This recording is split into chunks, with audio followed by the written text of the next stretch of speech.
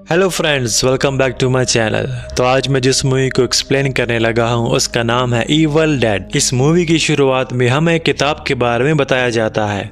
ये कोई आम किताब नहीं बल्कि एक खास किस्म की किताब है जिसे पढ़ने से तमाम शैतानी ताकतें इस दुनिया में दाखिल हो सकती हैं। साथ में हमें ये भी बताया जाता है कि ये किताब कई हजार साल पहले लिखी गई थी और एक दिन ये किताब अचानक गायब हो जाती है। इसके बाद इस मूवी की कहानी शुरू हो जाती है और हम इसके मेन कैरेक्टर को देखते हैं जिसका नाम है ऐश, जो अपनी गर्लफ्रेंड के साथ पहाड़ों के बीच एक कैबिन में जाता है। ये कैबिन जंगल के बीचों बीच होता है और उसे पहुंचने के लिए एक ब्रिज को क्रॉस करना पड़ता है। ये कैबिन इनका नहीं होता, लेकिन फिर भी वो फैसला करते हैं कि वो अपनी रात इस कैबिन में गुजारेंगे। वहाँ पर एक पियानो भी होता है जिसे ऐश बजाता है और उसकी गर्लफ्रेंड डांस करने लगती है। जिसके बाद ऐश अपनी गर्लफ्रेंड को एक नेकलेस पहनाता है जो उसे काफी पसंद आता है। जिस पर उसकी गर्लफ्रेंड ऐश से पूछती है कि अगर इस कैबिन का ओनर आता है तो हम उसे क्या कहेंगे। जिस पर ऐश उसे समझाता है कि तुम टेंशन ना लो, अगर ऐसा कुछ होता है तो मैं संभालूंगा। इसके बाद वो लड़की चेंज करने जाती है जबकि ऐश दूसरे रूम आता है जहां पर उसकी नजर एक टेप रिकॉर्डर पे पड़ती है।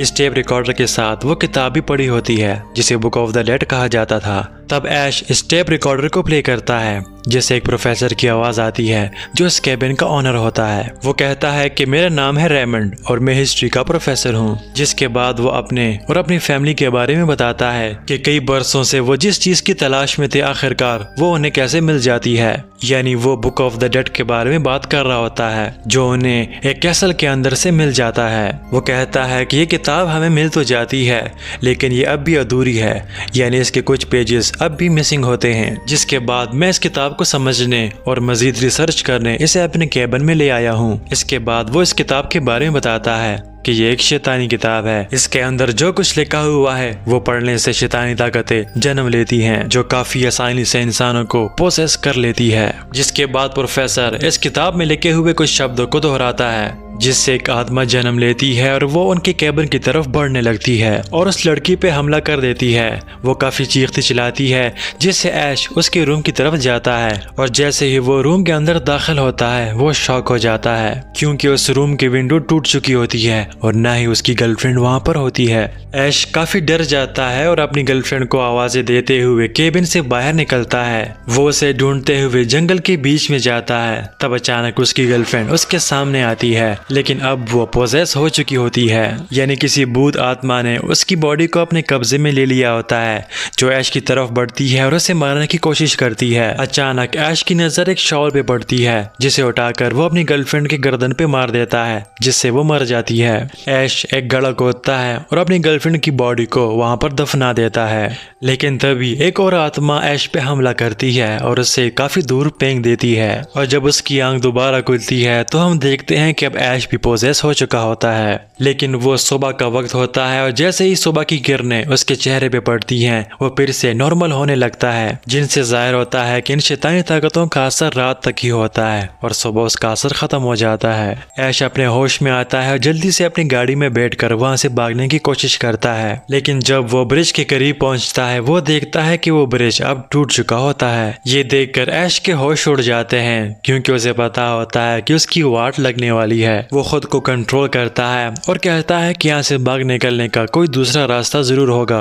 अचानक उसकी नजर सामने पड़ती है और उसे दिखाई देता है कि कोई चीज उसकी तरफ आ रही है। वो जल्दी से अपनी गाड़ी में बैठता है और वहां से भागने की कोशिश करता है। भागता हुआ वो दोबारा उस कैबिन के अंदर पहुंच जाता है, लेकिन वो आत्मा उसका पीछा करते हुए उसे दौड़ाती रहती है। लेकिन तभी ऐश बेसमेंट के अंदर छुप जाता है, जिसके बाद आत्मा उस कैबिन से बाहर चली जाती है। इसके बाद सीन शिफ्ट होता है और हम प्रोफेसर के बेटे और बेटी को देखते हैं जिन्हें उस बुक के मिसिंग पेजेस मिल जाते हैं। वो अपने भाई से कहती है कि हम आज ही इस बुक के पेजेस को ट्रांसलेट करते हैं, इसलिए हमें कैबिन जाना होगा। साथ ही साथ वो अपने भाई से अपने फादर के बारे में यानी प्रोफेसर के बारे में पूछती है, जिस पर उनका बेटा कहता है कि मेरी उनसे बात नहीं हुई क्योंकि कैबिन में कोई फोन नहीं है। इसके बाद वो अपनी बहन से पूछता है कि अगर हम इस किताब के तमाम पेजेस को इकट्ठा कर लें तो इससे हमें क्या हासिल हो सकता है। जिस पर वो कहती है कि शायद कुछ नहीं, लेकिन हो सकता है कि हमें दूसरी दुनिया में जाने का रास्ता मिल जाए। इसके बाद हम दोबारा ऐश को देखते हैं जो खुद को संभालने की कोशिश कर रहा होता है।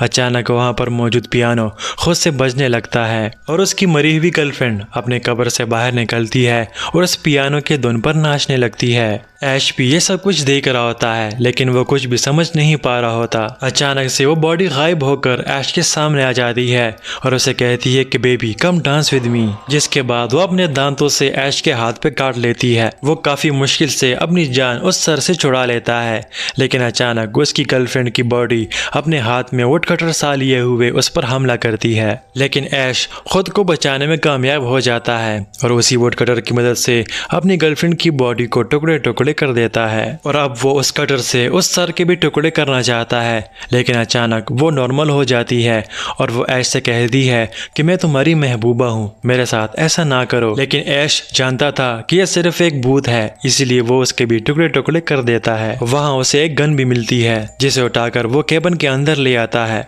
लेकिन उसका हाथ जिस पर उसकी भूतनी गर्लफ्रेंड ने काटा होता है अब वो पोजेस होने लगता है। इसी के साथ साथ हम प्रोफेसर के बेटे और बेटी को देखते हैं जो अपने फादर से मिलने केबिन की तरफ आ रहे होते हैं और जैसे ही वो ब्रिज के पास पहुंचते हैं वो देखते हैं कि ब्रिज टूटा हुआ है। वहाँ उनकी मुलाकात एक और आदमी और एक लड़की से होती है जिनसे वो केबिन की तरफ कोई दूसरा रास्ता जाने के बारे में पूछते हैं। वो बताते हैं कि एक दूसरा रास्ता भी है जो जंगल से होकर गुजरता है। जिसके बाद वो चारों जंगल के रास्ते से होकर केबिन की तरफ जाने लगते हैं। साथ ही साथ हम ऐश को देखते हैं जिसे अपना हाथ काफी तंग कर रहा होता है।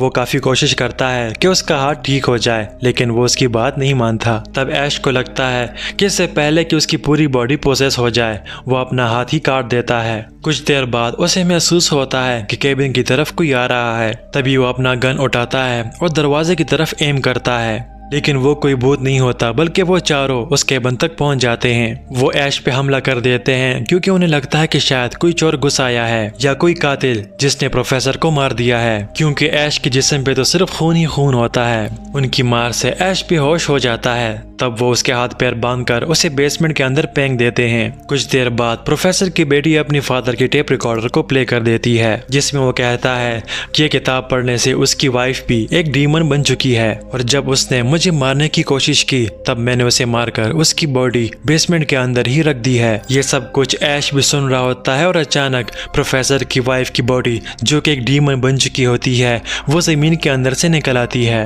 वो डीमन काफी तेज चलाता है जिसकी आवाज वो बाकी तमाम लोग भी सुन लेते हैं। ऐश उनकी तरफ जाता है और उन्हें लॉक खोलने का कहता है। वो लोग भी समझ जाते हैं कि दाल में काला नहीं बल्कि पूरी दाल ही काली है, इसलिए वो लॉक खोलते हैं और ऐश को बाहर निकाल लेते हैं। जिसके बाद वो डीमन बाहर आने की कोशिश करता है लेकिन वो लोग काफी मुश्किल से बेसमेंट का दरवाजा फिर से लॉक कर देते हैं। इसके बाद ऐश यहाँ पर होने वाली पूरी कहानी उन्हें सुनाता है जिससे वो सभी काफी डर जाते हैं और वो दोनों लोग वहाँ से जाने का कहते हैं लेकिन ऐश उन्हें मना करता है क्योंकि रात के इस पहर जंगल का रास्ता काफी खतरनाक हो सकता है। इसी दौरान उन्हें एक पोएम की आवाज सुनाई देती है और जैसे ही वो बेसमेंट के दरवाजे की तरफ देखते हैं प्रोफेसर की वाइफ बिल्कुल नॉर्मल होकर अपनी बेटी को पोएम सुना रही होती है और वो अपनी बेटी को कहती है कि क्या तुम्हें याद है मैं तुम्हें बचपन में यही पोएम सुनाया करती थी जो तुम्हें काफी पसंद है, और उसे दरवाजा खोलने का कहती है। उस लड़की को भी एहसास होता है कि ये तो मेरी मामा है और वो दरवाजा खोलने आगे बढ़ती है